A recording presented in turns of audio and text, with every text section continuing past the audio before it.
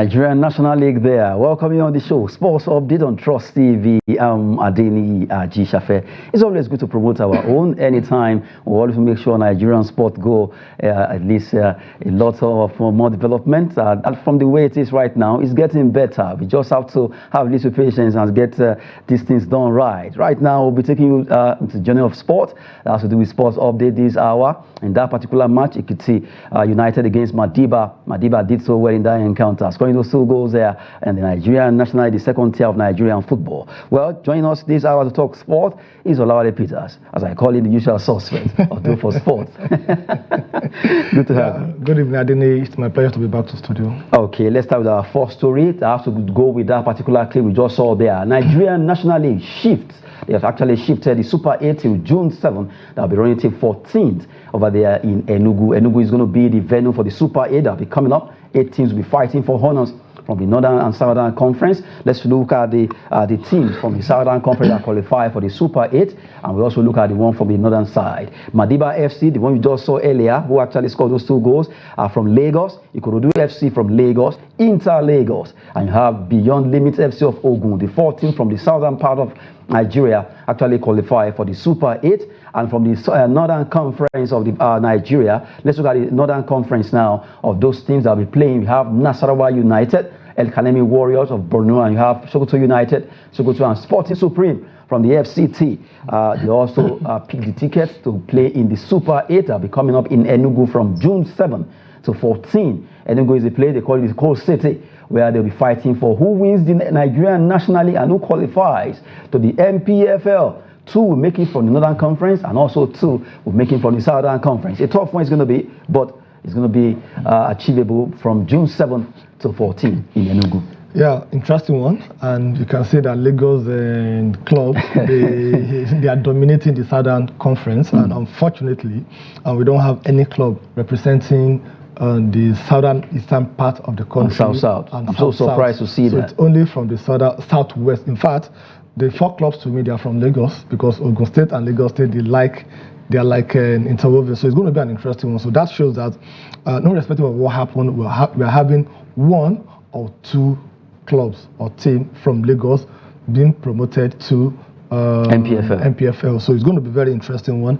Then for the other part also, you can see that it's spread around the geopolitical zone. We have a team from Abuja. We have the one from Sokoto also. So it's not as concentrated as we have from the Southern Conference League also. So surprisingly and interestingly also, we have El Kanemi Warrior of Borno State. In those days, you hear of stationery stores, you hear of Abiola Babes, you hear of Inwayawu National, and you will not forget to mention El Kanemi also. BCC Lions of Boko. Those are teams that, when you remember, you feel those goosebumps. Yes, definitely. And Kano Pillars also.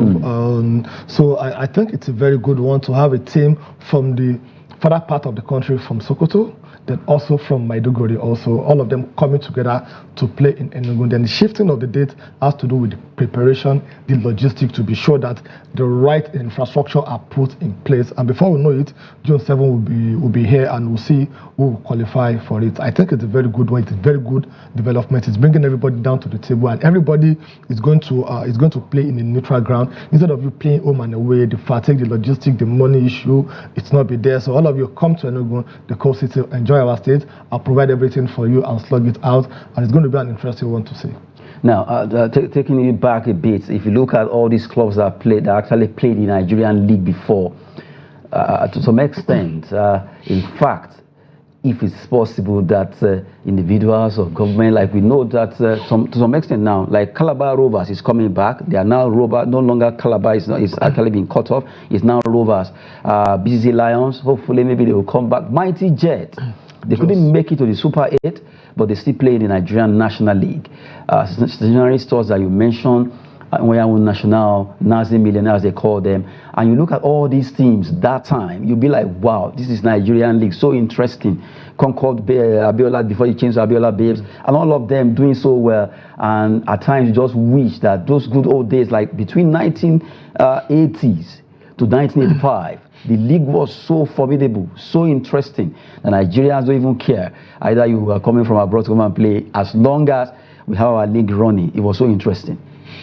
Okay, what we need to do, it's very simple, is to do more of media awareness when it comes to Nigerian League, is to continue to appeal to the government, especially the state government, and to release whatever hold they are having on most of this club and allow individuals, like you made mention in Royal International, doesn't belong to an individual, it doesn't belong to the government. Concord doesn't belong to the government, and Abiola Bibbs also. Look at what Raymond Stars, look at what they are doing also. So when you see football, which is part of sport, the content of sport as a business, and you allow people to come and invest with the hope that they're going to recoup their money, it's a profitable investment. There's no how you venture into the business of sport or football that you will not get the return on your investment. It's very simple. But unfortunately, we have most governors, we have most government organizations that what they do is they use this as a means of enriching themselves. Take it or leave it. A state that is struggling to pay the civil servant their salary, their monthly salary, and you still want to take care of a club that will travel 800, 600, 500 kilometers for 2 days, 3 days. You don't need to hold on to that. If not because we have something fishing that you are doing. That is what we need to do to now remember in the days of 80s and even early 90s. I recall a match that I went to watch instead of me going to school. That was 1996. Zamalek versus Shooting Stars. In fact, it was Abiodun Barua that was in goal post that day. The match was fixed in the afternoon because there's this mentality that the Zamalek people, they are more like, they don't see very well in the afternoon. So they fixed the match. Just to favor Shooting Stars. Just to favor Shooting Stars. They lost. That's not what they did. But I can still remember the crowd vividly. How we struggle to enter Adamasingba Stadium. That is what we're talking about, but we don't have that nowadays. If you call most of these the people that follow football, if you ask them to even mention 3 or 4 Nigerian teams, it will be difficult for them. But ask them to talk about Premier League, Bundesliga, La Liga, Serie A, Portuguese League, they will mention even the number of coaches that each club have had for the past 1 or 2 years. So we have to start promoting ours. That's the first thing we need to do. The government needs to allow people to come in and invest and allow them to run it. We have a lot of well-to-do individuals that they like sport here. Now, anytime Chelsea is playing, Arsenal, Man U, Liverpool, they are playing, you see big shots that they come to their ex, known as tutor before, coming out to tweet that, oh, my club has won. If you give those people an opportunity to invest in Nigerian club, don't you think they will do that? So that is what the government really needs to do this time around. They need to make the environment conducive enough for them to come in and invest. Doing that, sincerely, we'll go back to the days in the early 90s that we had the best squad. Up till now, we've not had a squad that is better than our 1994 set. And it didn't start in 1994, it started from 1989. If you recall vividly, 1990, we couldn't go to the World Cup because we lost the qualifiers. But they built on what happened then. 1992 in Senegal, you saw what we did. We won silver. And 1994, we won what? We won the Nations Cup, the gold medal. We took it to 1996, Atlanta, we won the gold medal. Even France 98. So you can see the number of years and how many professionals do we have then. Most of these players are homegrown players. So we have to go back to that drawing board. We have to go back to that route. We have to go back to the days where we have Nuga games, Nipoga games. The likes of Vincent Enyema, Chiolofijano, Celestine Bayaro, that we learned that he was even in SS2, SS3 before he went to represent Nigeria in 1995. So we have to go to those years that will really catch them young. If you want to really get under 17 or under 18, you can't get them from the NNL. You can't get them from the Nigeria Professional Football League. We have to get them from the secondary school.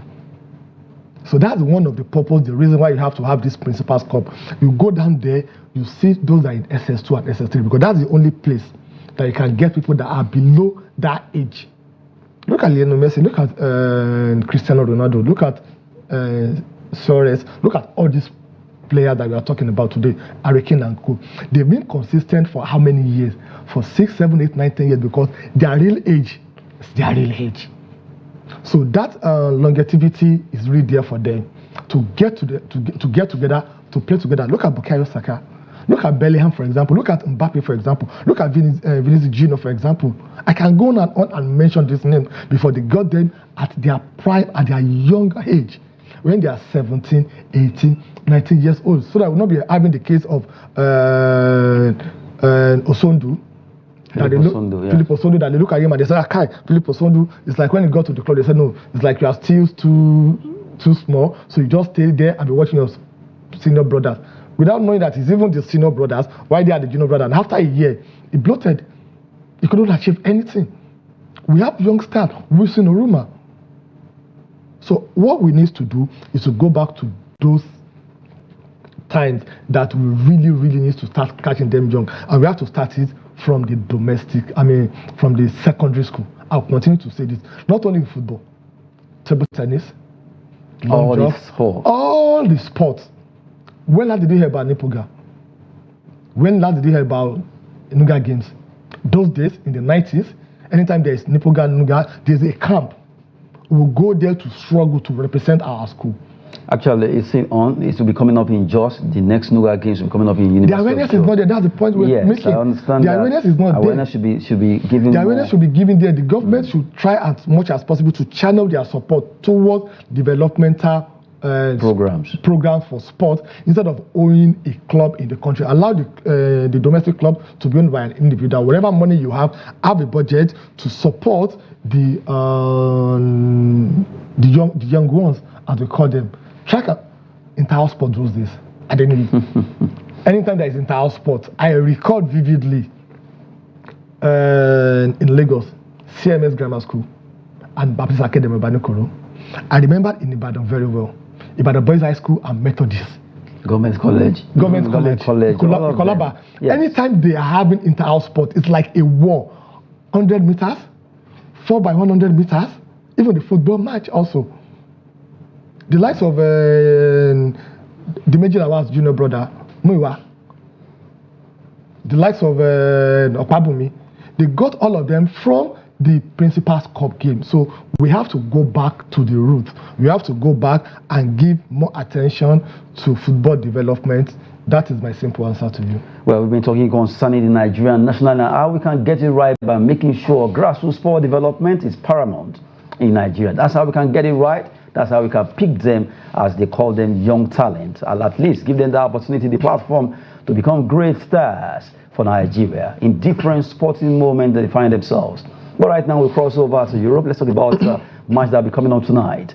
100% of fans want Tottenham to beat Manchester City. Coming from Postecoglou there. That's the story that we're actually looking at right now. We're talking about this particular match. Tottenham Hotspur will be facing Man City tonight. A match that a lot of people are hoping. Well, some Arsenal fans are thinking that maybe, because according to the question that this particular clips that will be coming up soon, one of the journalists asked him that it seems some people are saying they don't want to lose against, rather they want Man City to beat them. According to Postecoglou, that is a fat lie. Let's listen to what he said, talking about Postecoglou there. Portion of your fans won't want you to win this game. How do you feel about that and the potential atmosphere it might create? A proportion of our fans. What does that mean? What? Difficult to say. Proportion? Difficult to say how many. Really? What, 50%? 20%? 1%? Just give me a rough estimate in your mind. I don't know. You don't know? Okay. We will find out so let's answer a question that we don't know the answer to. Yeah, that's fine. People are allowed to feel the way they do, but I think I've been, again, really consistent and I think really strong in my beliefs that, you know, it's important for this football club to get to where we want to not look for some silver bullet that's going to get us to where we want to. It's hard work, it's perseverance, it's resilience, it's quality that'll get us what we want. Not to fall for any sort of false dawns or any short-term result reactions. Stick to the course. And thirdly, know what real success looks like. Real success looks like trophies. Anything else in between, bragging rights, whatever it is absolutely meaningless to me, to anyone involved with me. We've got a game tomorrow, we want to win. How might the players handle that atmosphere, though? Do you think it'll have an impact? What atmosphere? You haven't told me. So you think that the majority of our fans are going to want us to not win tomorrow night? I don't see it that way. I think the majority of our fans will create the atmosphere they've always created at our home games. And as I said, irrespective, we've got a game of football to win, and that's what we're going to try and do. About Postecoglou there for that particular situation has to do with Manchester City against Tottenham Hotspur. Well, according to him, it's 100%. They want to make sure they win this game. Okay, and before I answer that, do you know Rio Ferdinand? You know him? No, I don't. You don't know Rio Ferdinand? I don't. Okay, you know Howard Webb? No, I don't. I know you do. You know them. Okay. Pundit, referee, they all have a club they support, and they are always proud to mention and talk about the club that they support. You also, as a sport guru, no, maybe sport learner.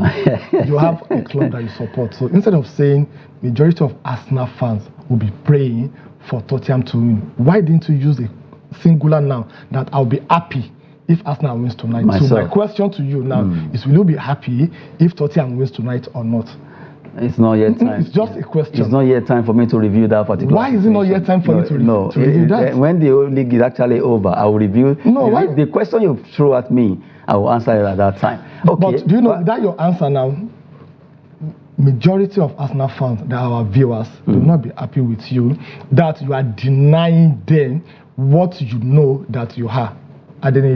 So I think you should be able to come out and just tell them that, okay, tonight, Tottenham is winning, and when they win, they are winning for Arsenal.